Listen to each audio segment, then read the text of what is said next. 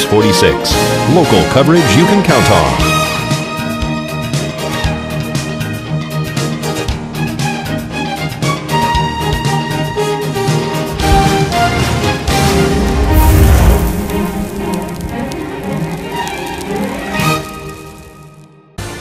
Tonight's program is brought to you by All-Star Real Estate. Call Kathy Slaughterback or Ray Ewan at 727-8884.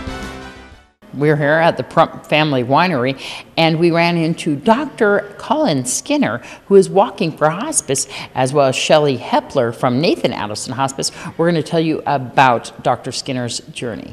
I'm walking across the country. I've walked from North Dakota to here about 2,200 miles, and I'm going through to San Francisco. I've done the journey before, so when I get to San Francisco, it'll be about 12,000 miles I will have walked altogether.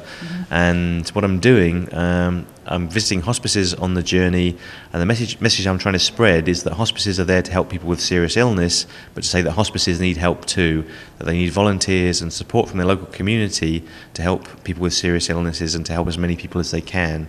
So that's the message I'm spreading as I go across the country.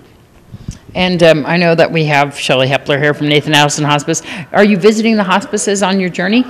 Yep, I visited Nathan Adelson Hospice back in Las Vegas, and now I'm in Pahrump. Now, I was here 23 years ago, and there wasn't a hospice here then, but there is now, and so it was great to arrive here today and see that there is a hospice group here with nurses and volunteers and chaplains and other people trying to help people with serious illnesses.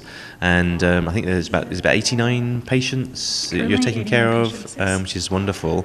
So 23 years ago there wasn't a hospice here. There is. You were walking through 23 years ago. Yeah, I came through 23 years ago. 23 years ago, I stayed in a motel in Pahrump and then headed off through Death Valley. And but now I'm visiting the hospice here and seeing what they're up to. Not only a hospice, but a very active hospice and a very active community who really supports the hospice here, and hopefully we'll be getting our own hospice building soon. Inpatient unit, yes. We're so fortunate to have the wonderful community of Pahrump and Amargosa and Crystal that help Nathan Adelson Hospice, not only through our volunteers that come and help with the patients, but through our staff who are your friends and family, that we live here in the community and we love it, and we could not do it without your support and with everybody in the community that helps us each and every day. Why did you personally decide to do this? I used to work as an orderly in a hospital back in England back in the 1980s, and when I was there I saw people who were away from their friends and families who weren't getting the best possible care, and seeing what they went through, maybe want to do a journey across Britain and America and to try and use to walk and meet as many people as I could and try and get them to support hospices to give people the best quality of care that they can have and to make people's lives as good as they can be. You and yourself as a physician, where do you practice? I'm not a physician as such. I've got a PhD in molecular biology, so I used to do genetic research, and but I've stopped that now. And when I get back to England, I'll be working on conservation projects, improving green areas around where we live. So I used to be a genetic a genetic researcher, but I've stopped that now. Where can people find out more about your journey? Do you have a website?